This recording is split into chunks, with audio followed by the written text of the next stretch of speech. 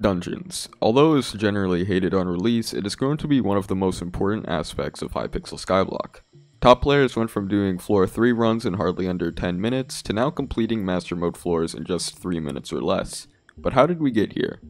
In this video, I'll be taking a look at how players managed to push Dungeons to its absolute limits to obtain some of the fastest runs in history. But first, we'll need to go all the way back to the start, to the release of Dungeons. No one really knew what they were doing. Everyone was still in Superior and other pre-dungeon items. At this time, players were just happy to complete a run.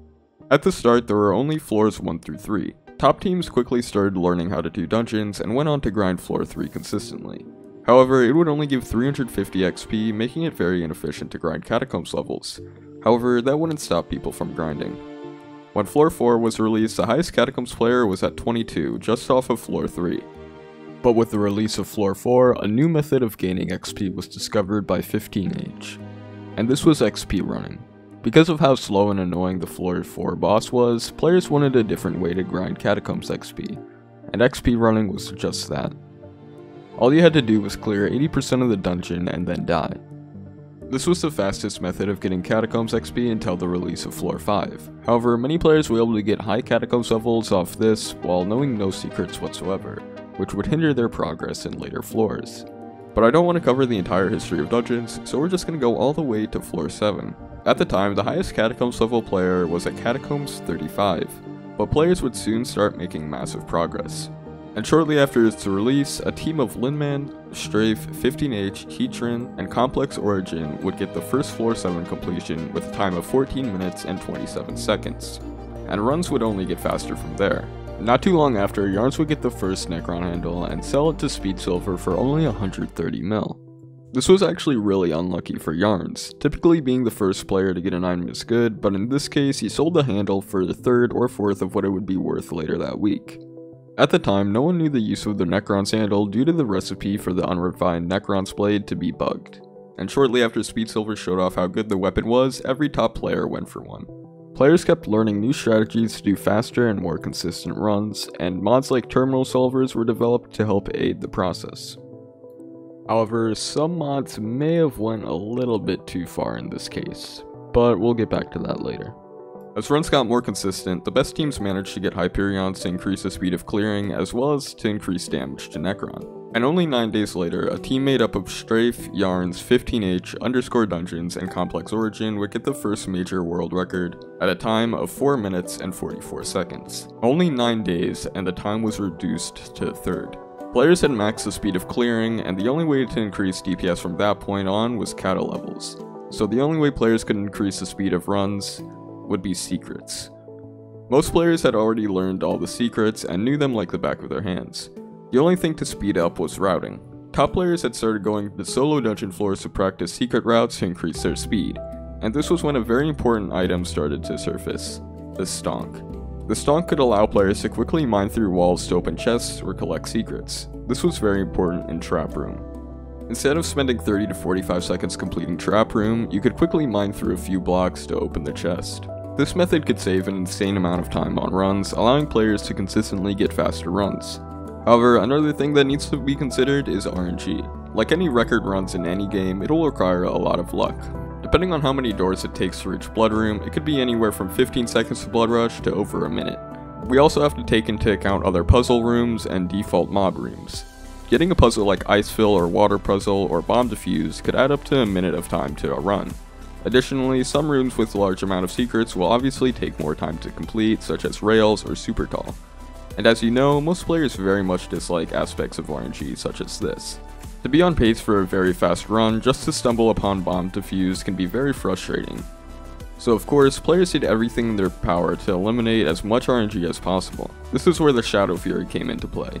Players discovered by using the Shadow Fury ability, you could easily teleport through walls to get secrets faster or to skip Bomb Defuse. This would be especially useful in Super Tall. Instead of spending a bunch of time flicking levers and opening doors, you could simply use the Shadow Fury ability to teleport to the very top in a matter of seconds. With all these things stacked on top of each other, players could speed up runs by quite a bit. With all these innovations, 15H, Yarns, Heatran, Complex Origin, and Linman managed to get a 4:19 run, However, with higher kettle levels allowing players to do more damage, and RNG from better rooms, a team made up of Eelman, Deathstreaks, Yarns, 15H, and someone else I don't know, were able to get a run which was only 3 minutes and 42 seconds long. This was obviously an insane run, but the only thing that made the run possible for the time was the floor 7 fly bug. Using Tarantula boots while entering the boss fight would grant you with permanent flight for the rest of the run unless you were to die. This bug was pretty much used by every single Dungeons player at the time. But because of this, players could easily grab the 2 crystals on phase 1, easily up-crush Necron on phase 2, and most importantly, fly between all the terminals quickly on phase 3. Without fly, you would have to do parkour and use the lava to boost yourself up into the air to get the higher terminals, but with this fly bug, it made this phase a breeze. Alongside terminal solvers telling you which item to click, this phase could be completed very quickly. However, not too long after this world record run, the floor 7 fly bug, after nearly 2 months of it being in the game, was finally patched. This made many floor 7 players quit the game or just quit dungeons because of it. The amount of time this bug saved was ridiculous, and with it patched, most players didn't think it was possible to get a new record time. That was most people anyway. Players quickly learned how to use the Bonzo Staff and Jerry's Sheen Gun to replace Fly. Although it was not nearly as fast as Fly, it was still faster than just normally doing parkour. However, it was not enough. Permanent Fly was just too strong. This is when some players had a realization. They could still fly in floor 7, but just not the way you would think. Not by bug abuse or using some unknown item, but by straight up hacking. A team of players decided to go for the world record by using FreeCam. By using FreeCam, players could fly around using this hack and do terminals just as fast, if not faster than before.